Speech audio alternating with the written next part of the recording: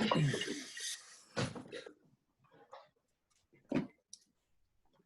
the room is now open.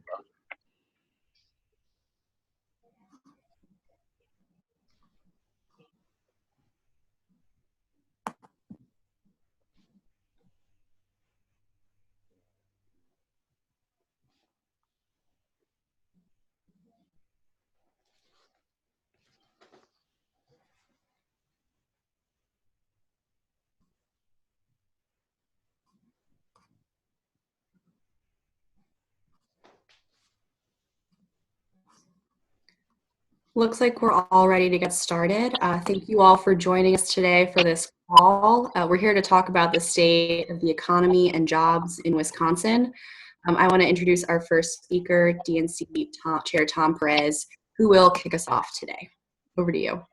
Thank you. Good afternoon, everyone. Appreciate your joining us this afternoon to talk about the situation in Wisconsin. It's a special honor to be here with my good friend, Congresswoman Moore, who is a champion for the people of Wisconsin. And I look forward to being together with you again this August, Congresswoman, and with everybody on this call when we descend on Milwaukee to celebrate our party, to have a safe and effective convention where we will highlight Joe Biden and his historic choice of a running mate as we prepare to elect the first woman in the history of the United States as our vice president. Let me begin by addressing the realities around this country. George Floyd was put to rest yesterday, but the fight for racial justice, the fight for economic justice continues. We're in the middle of an unprecedented public health epidemic, a pandemic, a jobs crisis, and a democracy crisis, quite frankly. And what they have in common is this president, Donald Trump, instead of leading, has continuously added gasoline to the fire. He has failed the people of Wisconsin, and he's failed the nation. Rather than battling bigotry, he wants to battle Twitter. Rather than being the uniter-in-chief, the healer-in-chief, he wants to be the tweeter-in-chief. He should be solving problems. He said that George Floyd, he said last Friday, when the jobs report was released, a jobs report that acknowledges once again that we are in the midst of the worst jobs numbers, the highest unemployment, literally since the Great Depression. The Great Depression. And he said last week that George Floyd would be smiling down on the jobs report. He called it joyous, the report. He referred to the report as, quote, the greatest comeback in American history. 21 million unemployed Americans, a joyous occasion. To call that report joyous, to suggest that George Floyd, who was murdered by police officers, would be smiling when he can't breathe. That's like saying you were down 42 points in the football game and now you're down 35 points in the football game. And so you're calling that joyous.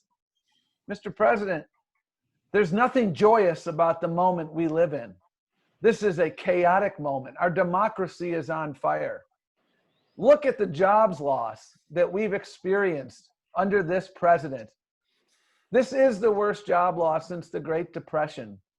And to give you the numbers, I recall every month, first Friday of the month, as your labor secretary, we'd go over these job numbers.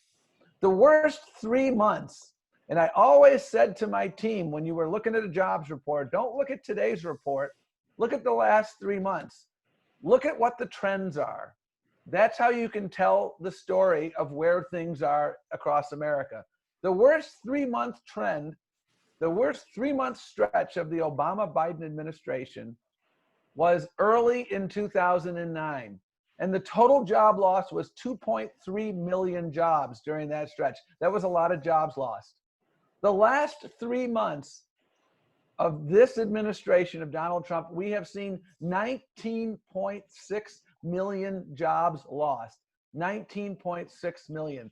This is epic job loss. Every president since FDR has presided over net job growth in their tenure as president. Every president until now. Under this president, we have seen net job loss of 12.7 million jobs. And he calls that joyous. That is anything but joyous. And for communities of color, it's even worse. The unemployment rate among African Americans has more than doubled under the watch of Donald Trump. And the unemployment rate even last month went up for African Americans. The unemployment rate for Hispanics has tripled since Donald Trump took office. Just talk to people in Milwaukee, talk to Latinos in Milwaukee, talk to African Americans in Milwaukee and elsewhere, and you will see the suffering that they are enduring. Hundreds of thousands of Wisconsinites are struggling to make ends meet. We know the unemployment rate in Wisconsin itself, the last reported unemployment rate, I think was 14.7%. 2.4 million Wisconsinites since March 15th have applied for unemployment claims. And we also know that for so many people, their health care is tied to their employment. And so when you lose your job, you lose your health care. What's this president's response? This president's response is to try to put a fork in the Affordable Care Act to try to make it harder for people with pre-existing conditions to keep their health care. I applaud Congresswoman Gwen Moore's work on the HEROES Act because she understood that we need to protect health care. And the HEROES Act has a provision so that if you need to apply for COBRA benefits, you can have the COBRA costs reimbursed by the federal government. She understands the importance of making sure that we protect and expand the Affordable Care Act, not eliminate it. And in the midst of this pandemic, that's exactly what Donald Trump is trying to do. And you don't need a poll to figure out that hundreds of thousands of Wisconsinites are struggling. You look at the latest polling around battleground states and you see voters are overwhelmingly concerned about not only the direction of their economy, but the direction of the republic. They're concerned about a president who's chronically ineffective. This pandemic that we are enduring and the death and job loss that has endured and occurred, so much of it was so preventable. But the problem we had here is the president was asleep at the switch in December, January, and February, when he should have been paying attention to this. Instead, he was all too focused on cutting a trade deal with China. He himself said, oh, the Chinese leaders have been so transparent in providing information. Those weren't my words. Those were his praiseworthy statements about the Chinese leaders. He let China off the hook because he wanted a trade deal. And he got a trade deal, and it was a lousy trade deal. And it's a trade deal that's hurt Wisconsinites, and it has exacerbated a once-in-a-generation crisis for farmers. And we're going to hear from a Wisconsin farmer shortly. Donald Trump, about 5 months ago, had the audacity to come to Wisconsin and tell farmers that they are, quote unquote, over the hump. Folks, farmers are over the barrel in Wisconsin. Wisconsin in 2019 was the farm bankruptcy capital of America. 1 in 10 dairy farms, as you know, closed last year. Countless others are hanging by a thread. And the straw that has broken the camel's back for so many farmers in Wisconsin was the tariffs, the senseless tariffs. The situation is no better for people in manufacturing who saw 4,100 jobs leave Wisconsin in 2019. Even though Donald Trump made a promise in Wisconsin that there'd never be a plant closure. He made that promise in Michigan. He made that promise in Pennsylvania and elsewhere. And one report indicated that the average Wisconsin family stood to lose about $1,000 a year because of Donald Trump's failed trade policies. They have hurt so many people in Wisconsin. And the reality that we find day in and day out is this president has been chronically ineffective to manage this economy, chronically ineffective to manage the pandemic. If he only realized in December and January that if you did testing and tracing at scale back then, we could get the economy going faster. But he was too busy tweeting to read his daily intelligence reports that were warning of a pandemic, warning of an economic crisis. That is why right now we are in the midst of such a devastating period, a chaotic period. Americans need leadership that is compassionate, leadership with a track record of solving problems. Joe Biden understands that. Joe Biden is a man of courage, of conviction, of accomplishment. Barack Obama put Joe Biden in charge of administering the Recovery Act because he knew Joe Biden could get things done. That's what it's about. The Republicans were prepared to let the auto industry go bankrupt. Donald Trump and Joe Biden saved the auto industry, saved jobs in Wisconsin, and Donald Trump's failed policies have resulted in what amounts to a manufacturing recession. That's the reality of where we're at.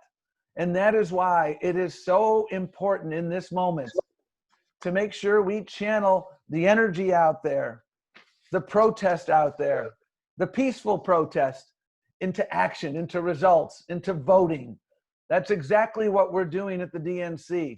That is why we're working together with the Democratic Party of Wisconsin and other state parties to ensure that we're talking to voters, we're communicating our values, we're making sure that people understand that Democrats believe that healthcare is a right for all and not a privilege for a few. We believe that Black Lives Matter. We believe that the problems that stem from police misconduct are problems that require bold, prompt action.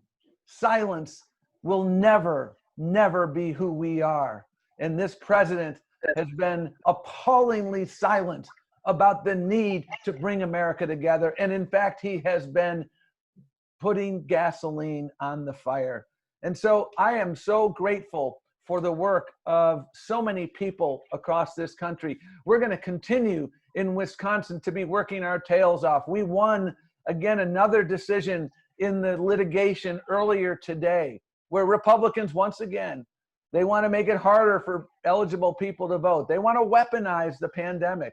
They are clearly hell-bent on suppressing the vote, whether it's in Wisconsin or whether it's in Georgia. Well, we didn't allow that to happen. We were proud to be part of that lawsuit, and we will continue to be part of that lawsuit. And the judge today rejected Republican efforts to dismiss the lawsuit.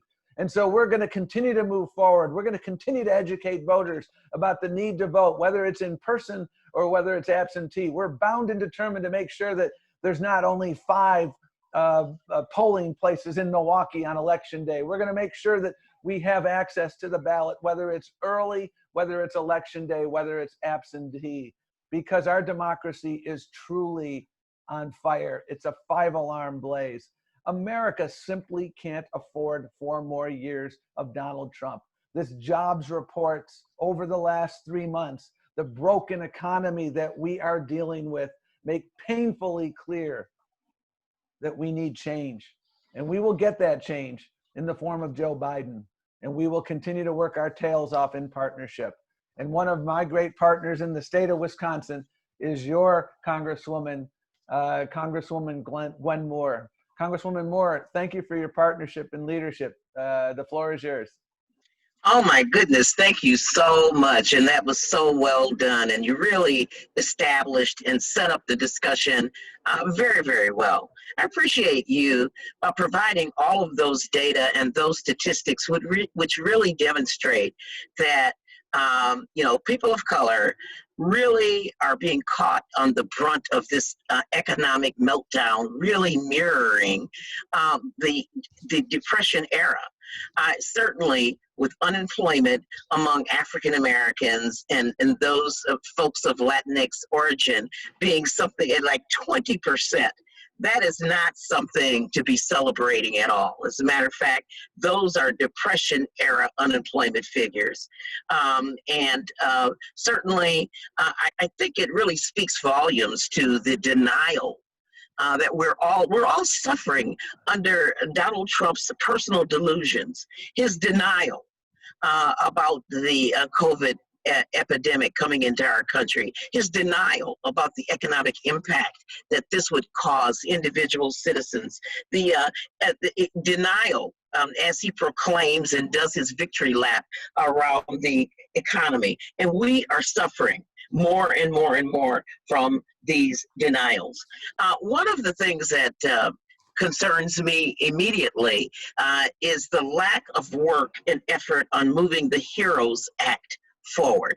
You know, as the president and the Justice Department continue to politicize the notion of deconstructing police departments and defunding them, they are in fact defunding police departments to continue to deny local governments the reimbursements that they need, the monies that they need that are to be provided through the HEROES Act.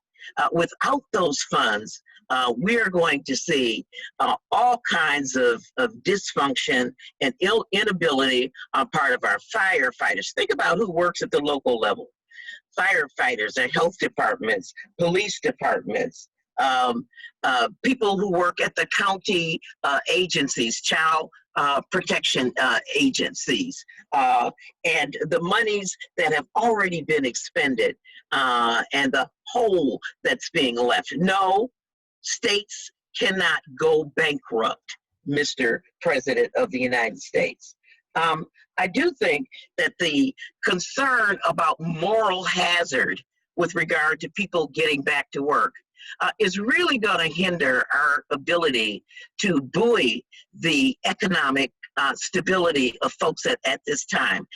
Our current legislation only provides monies through July. And if we don't take up, we've put a lot of money out for the PPP. That's provided millions of dollars to large businesses. We've even renewed those funds. But in terms of smaller businesses, in terms of individuals who continue to need that unemployment insurance, we constantly hear resistance from the Trump administration and from Senate Republicans that they don't want to do the personal engage in a moral hazard of people not wanting to work because they might get more in unemployment insurance than they are getting from working. That is poppycock. I mean, that is pure nonsense as people try to negotiate and pay their rent from month to month. So we need to pass the HEROES Act. Going forward, we need to continue to work on putting monies through for infrastructure, perhaps some sort of jobs program. I think the president is in denial about the infusions of dollars that will be needed to buoy this economy, that the economy is not going to just magically open up because he declares it to be so. And I just want to say about COVID-19 having afflicted George Floyd, and he managed somehow to survive COVID-19, something that we have found African Americans disproportionately being impacted by. You know, and finally, George Floyd succumbing to police violence. You know, he had already lost a job because of COVID-19, as we have come to understand, found himself unemployed. You know, when you start thinking about the peril under which people of color are under, and I know that Tom Perez, you know, in his role as civil rights lawyer, head of the Labor Department, understands too clearly. It's just a convergence of all these factors: lack of health care, lack of employment opportunities, a dearth of educational opportunities, lack of health insurance, living in dense areas with inappropriate housing. All of these things converge on folks, and sometimes I think that we rely too heavily on our police agencies to pick up the pieces from the structural racism that we're experiencing in our society. We need transformational police reform, but we need transformational reform in our economy too. Who knew until we experienced coronavirus that people who worked in restaurants were employees? They were workers. Who knew that people who delivered our food and stocked our grocery shelves were employees? We've got to move on and have a modern economy that recognizes everybody's work. And I yield back to you at this time. Thank you so much, Congresswoman. We're going to turn it over to State Rep Greta Neubauer. Representative Neubauer, thank you so much for joining us. Thank you very much for having me. As has been stated, my name is Greta Neubauer, and I represent the 66th Assembly District in Wisconsin, which comprises part of the swing county of Racine. I have watched over the last several months in horror as my constituents have seen their jobs disappear, their savings diminished, because of how poorly Trump has handled the COVID-19 pandemic. Storefronts on Main Street are shuttered. Our local paper today highlighted 4 businesses that will not be reopening. Families have been left to fend for themselves, and we are all wondering, when will the pain of this end? And simply put, it won't until Trump is out of office. He has completely abdicated leadership when our country has needed him. His actions and lack thereof have led to nearly 627,000 Wisconsinites filing for unemployment between March 15th and June 6th. His relief for small businesses has been more of a slush fund for his friends. Less than a month ago, our unemployment rate was just shy of 14%. And we know, as has been highlighted, that communities of color have been hit harder, both by COVID-19 itself and the economic fallout. The reality we are living in is Trump's America. This is Trump's economy. While my constituents have suffered, he has been doing everything but finding solutions to the problems that we face. He has spent his time tweeting conspiracy theories, golfing, and of course, most recently, encouraging violence against his own citizens who are speaking out and protesting systemic racism and inequality. Trump has been a divider at every turn, and he is not the leader that we need to weather the crises we are facing. But of course, this is not new. Trump has been failing the American people and my community of Racine since he took office. Our highest employer is the manufacturing sector, with nearly 21,000 people in the county working in manufacturing. In 2019, our state lost over 4,000 manufacturing jobs due to Trump's erratic trade wars. And of course, that meant that many people were already struggling to make it to the end of the month.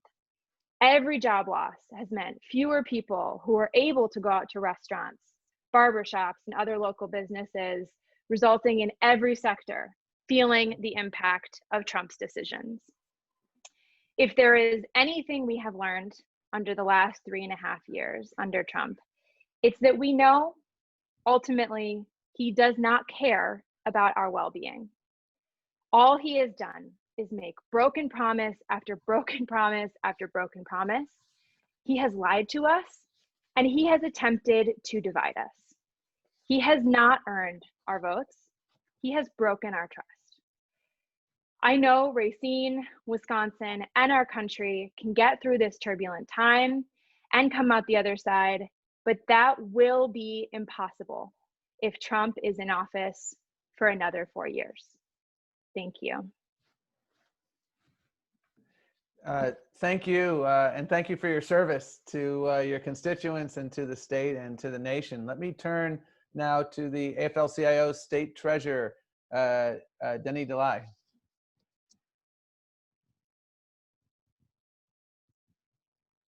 Denny, you still there?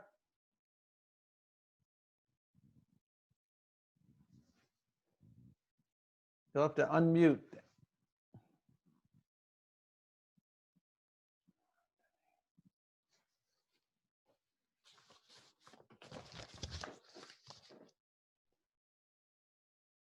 Let's see where he's at. Denny, you gotta unmute there.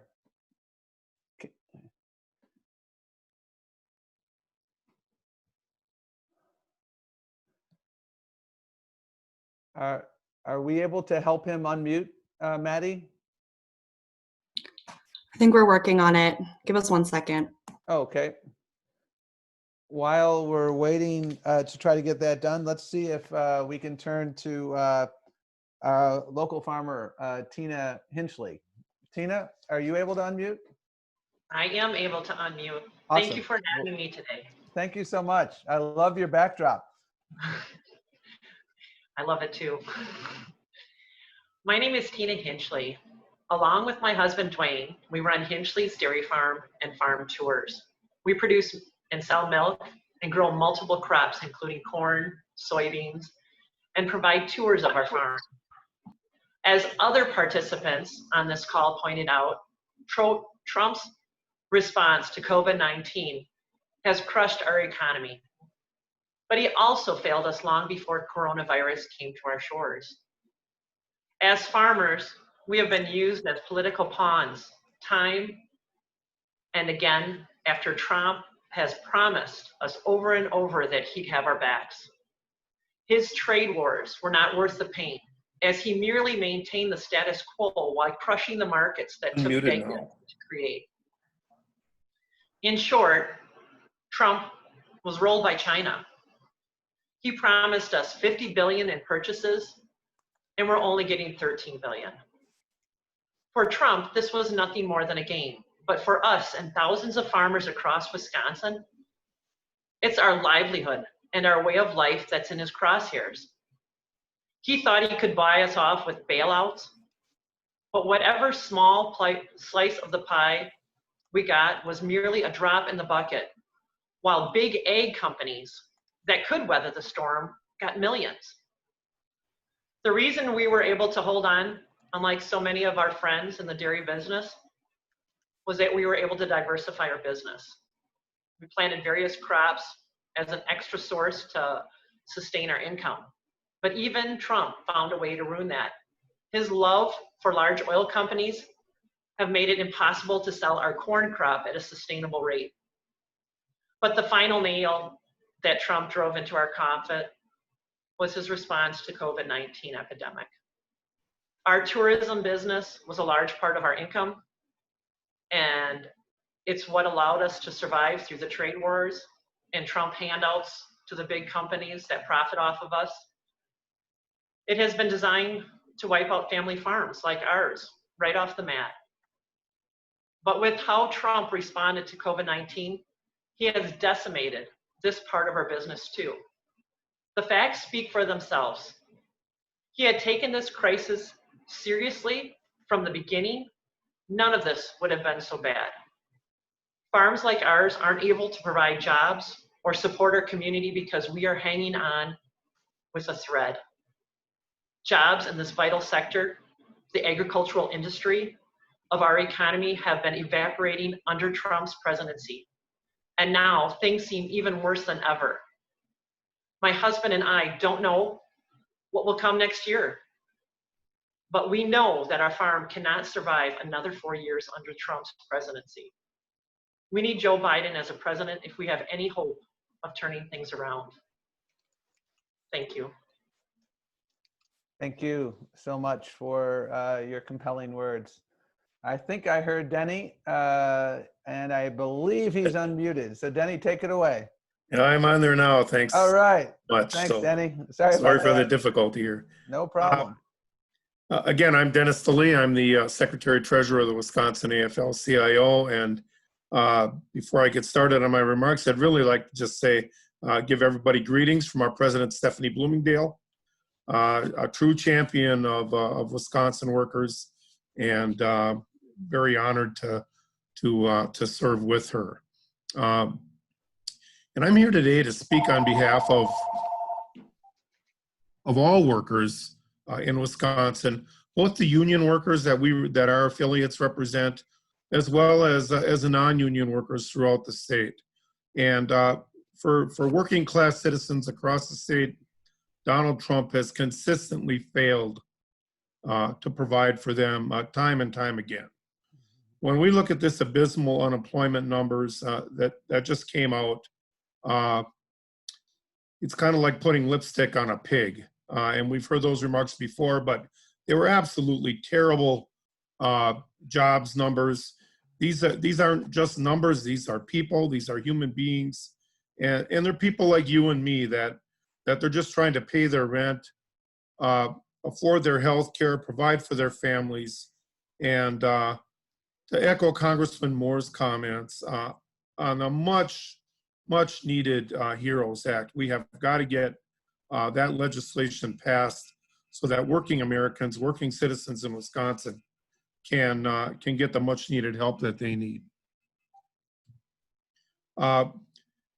When Donald Trump ran in 2016, he masqueraded as a champion for the working class people in Wisconsin and across the country. The very people that we at the Wisconsin AFL-CIO advocate for. Well, that couldn't have been any further from the truth. And it's proven to be nothing more than a farce time and time again. Donald Trump's callousness towards working people has never been more apparent than in his response to the COVID-19 pandemic. He started by downplaying the threat. Then he waited months before he even acknowledged the seriousness of the pandemic and the risk that it posed to the citizens across the nation. This delay in response and the lack of preparedness undoubtedly contributed to the spread of the virus and the astounding loss of life that has now exceeded 110,000 people. Not to mention the millions of jobs that have been impacted because of this inaction and just poor response. Also very troubling is the impact that this inaction and poor response has had on essential workers. Everyone from nurses to grocery store workers to transit workers, just to name a few, that have forced to show up for work every day to provide the essential needs and services that our citizens need. And yet in all too many cases, they were forced to work without the proper personal protective equipment that they needed to keep themselves safe. The exact equipment that Donald Trump shipped off to China when he was taking the word of their president about the virus over the word of our own intelligence community. And remember, it hasn't been his donors who are paying the price or his buddies that he went golfing with that are paying the price in dealing with this crisis. It's been working class people. And now as the company grapples with this jobs crisis that Trump has exasperated, he claims that it's the fault of anybody but himself. And he needs to own that. He looks at us workers as expendable, unimportant nobodies. You can look no further than his utter dismissal of some simple scientific truths and his encouraging of states and businesses to open prematurely with zero disregard for the toll that may take on workers throughout this state and across the country. But make no mistake, Donald Trump was selling us out long before this coronavirus came to the United States. We need only to look back to 2017 when Donald Trump signed into law a tax bill that was a boon for giant corporations and his deep-pocketed donors while leaving the rest of us behind. And instead of increasing wages for the employees who make it possible for these companies to make billions of dollars, the executives were instead rewarded with even bigger bonuses. And instead of hiring more workers, they shipped jobs overseas and bought a bunch of their own stock back just to prop up the stock prices. And again, that did nothing for the workers that that serve their needs. And what happened the day after the tax bill passed? Some of his and the Republicans' biggest donors transferred millions of dollars into their campaign committees. And one that created a lot of stir was shortly after the signing of that tax bill, one of the Republicans' biggest donors donated at that time the largest individual contribution of $113 million. And that came after that individual had received $700 million windfall because of this tax package. I don't call that a donation. I call that payment for services rendered. Again, this bill wasn't about helping hardworking Wisconsinites or Americans. It was about Donald Trump making money for his country club buddies and filling their campaign coffers. In fact, the tax bill allowed the 400 wealthiest Americans to pay a lower tax rate than all other Americans for the first time ever. And now, to distract from this abysmal record, he is rehashing segregationist rallying cries on Twitter to further divide the country rather than unite it. Again, Donald Trump, the great divider. Donald Trump is not a president for working Wisconsin Americans. He uses the Oval Office to enrich himself, while the rest of us are left to fend for ourselves. And again, working class citizens have been crushed for more than 3 years under the Trump presidency, and we can hardly afford 4 more years of Donald Trump. We need to elect Joe Biden. Thank you. Thank you so much to everybody who spoke so eloquently and accurately and passionately. And I want to now move to question and answer. And so I'll ask Maddie to gather the queue of people who may have questions, and then we'll go right to them. I think everybody's speaking about trust right now. Yeah, who can you trust this November to unite our nation? Who can you trust to strengthen and grow the middle class? Who can you trust to protect your health care? Who can you trust to protect farmers and to have their back? Just as Barack Obama and Joe Biden saved the auto industry, and I may have misstated that when I spoke before, Joe Biden and his historic running mate are going to lift our manufacturing again. Joe Biden and his historic running mate will indeed build an America that works for everyone. Not an America where we have different experiences for African Americans. That's not who we are. That's not who we should be. And he understands that. And he will indeed be the healer in chief. So Maddie, you want to go to the first question? Yep, thank you so much. We're going to start with Adam Brewster. You should be unmuted. Thanks for doing the call. Chairman Perez, you said at the top that you look forward to descending upon Milwaukee in August. How many people will be descending with you? And if you don't know the answer today, when do you expect to know the answer? We don't know the answer today because we don't know what the public health situation on the ground will be. Unlike Donald Trump, we are actually going to listen to the public health experts as we come to Milwaukee, because we believe it's really important to have a safe, exciting, inspiring convention in Milwaukee, and I'm confident we can do that. Donald Trump is abandoning Charlotte, and he's abandoning Charlotte because they won't allow him to conduct an ego fest. That's what he wants. He wants a large crowd to massage his ego. Joe Biden understands that the convention isn't about Joe Biden. It's about the values of the Democratic Party. It's frankly about the future of our nation. And while I can't answer the question of exactly how many people will be there, because I don't know precisely what the public health situation will be on the ground, I'm confident we will be there. As many people in North Carolina are very confused and dismayed by the abandonment of North Carolina by the Republicans. It's not a surprise to me because he doesn't want to follow the science. We will follow the science, and we will not abandon Milwaukee, unlike this president as to North Carolina.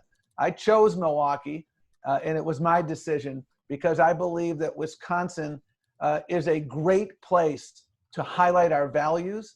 Milwaukee is a resilient city that represents the resilience of America. Wisconsin is a remarkable state that represents the values of America. Milwaukee is a majority minority city, and we celebrate our diversity as Democrats. Wisconsin, with its rich diversity, our Hmong American partners, our Native American partners, our Latinx partners, our African American partners. So we come together in Milwaukee. And so as soon as we know exactly how many folks will be there, we will let you know. What we have done is provide flexibility to our convention planners so that they can continue to consult with those public health experts and make the right decision. I continue to be really excited about Milwaukee. I continue to be really excited about Wisconsin. I think we're going to put on a great show for America. We're going to really highlight the Vice President and his vision of an America in which we unite together and we rise together and we boldly bring America back together. That's what we're going to do. Great. And the next question is going to come from Bill Glauber. Yes. Hey, Bill. Good to hear from you, Bill. Congresswoman Moore. There were a couple of stories today in some of the national papers about the choices Vice President Biden has for his running mate. And some of those stories pointed that maybe it's time to have a woman of color as the vice presidential pick. Do you or Congresswoman Moore have a view on that? And secondly, how do you turn protesters into voters?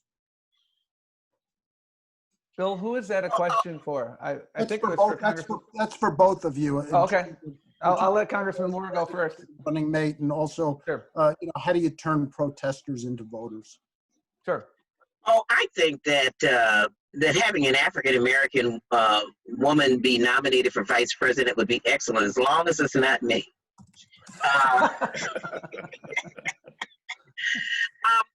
The reality is, I do think, this sort of lends to the second part of your question. How do you turn protesters into voters? I think that people need to feel that they have some stake, that they're stakeholders in the electoral process. We saw a turnout among African Americans when Barack Obama was on the ballot. Gratefully, he was a competent nominee that could attract both African American, white votes, people with some imaginations and who are more hopeful. And I think that, having when I look at the competent field of African American women who are being vetted, I believe at this time, I can't think of any one of them that wouldn't fill the bill for really stimulating and exciting the notion that maybe some equality can be achieved. No one can say that African Americans did not have a voice when Obama was there. For all of the criticisms that I have heard about Obama, when I think of, for example, the Affordable Care Act, who benefited more from that policy than African Americans, just on a per capita basis? And I think that that's part of the backlash and the resentment that African Americans have experienced, because we did have a president who really leaned into providing for the least of us. And I think that a vice presidential candidate, not just an African American, but a woman, is going to stimulate those bases that will bring out the vote. And African American women are the most loyal parts of the African American base. And I think we're also the workers in the party. So we'll work to get the vote out. Bill, good to hear your voice. Vice President Biden has an embarrassment of riches. And that is a remarkable challenge to have. It's what I call an enviable dilemma. And I think the American people are going to be excited by his choice of running mate. When we talk about protesting with purpose, We talk about making sure we take this moment and the anger that we feel, the frustration that we feel, and we transform it into electoral success. I spent over a decade prosecuting police misconduct cases. And I look at this administration right now. They have a remarkable tool at their disposal to address systemic police abuse. But not only are they unwilling to use it, they are hostile to the tool. Hostile to the tool. And the Attorney General has been very clear about that. It's the pattern and practice authority that the Department of Justice has. It's an authority that was written into law by a guy named Joe Biden when he was a United States Senator. We have this opportunity. But what this moment teaches us is that the people in charge of the federal government matter. And we must translate this moment into action. I was so heartened last Tuesday when the voters of Ferguson, Missouri elected the first woman, the first African-American as their mayor. When Michael Brown was murdered, they had one African-American on the 6-person city council. They now have 4. They now have Mayor-elect Jones. That was an example of turning a moment into a movement. If you go to Arizona, 10 years ago, the sheriff was a guy named Joe Arpaio. Joe Arpaio is a disgrace to law enforcement. I know that because I investigated his department. I sued his department. We prevailed. And you know what? The voters spoke out in 2016. They overwhelmingly voted him out of office. And I bring that up because the movement against Joe Arpaio, the movement against the immigrant baiting that was taking place in Arizona, resulted in the election of a new generation of leaders, including a colleague of Congresswoman Moore's, a guy named Ruben Gallego. Ruben Gallego came of age in that protest movement, a Marine Corps veteran. He was determined to get into positions where he could make a difference. And it's no coincidence that in 2018, the midterm turnout in our election was, as the last time it was that high before 2018 was during the civil rights movement. We saw remarkable energy. What 2017, 2018, and 2019 have in common is Democrats won at scale. Turnout was remarkable. And in 2020, we are going to do the same. You saw what the Republicans bill tried to do in April in Wisconsin. They tried to weaponize the pandemic to suppress the vote, to steal a Supreme Court seat. They failed miserably. Why? Because we were organized. We talked to voters. We'd been talking to voters not just in 2020, but almost 300,000 doors were knocked on in 2019 in Wisconsin. I was proud of our contribution to that effort. 20,000 doors in Milwaukee. We hadn't knocked on that many doors 18 months out in a long time. And so I am inspired by how many people have chosen to take this activism, whether it's the activism in the aftermath of George Floyd's senseless murder, or it's the activism in Maricopa County, Arizona, the activism across this country. People understand that we need change. We need bold change. And Joe Biden and whomever he chooses will represent that bold change. In America, where we stand united. That's what we're going to do, Bill. We're going to translate this moment into a movement, just like they did in Ferguson, just like they've been doing elsewhere. Well, I think that's all the time we have. I want to thank all of our participants for joining us today. If anyone has any follow-up questions, you can shoot me an email. It's on the advisory. But again, thank you all for joining, and I hope you have a really great rest of your day.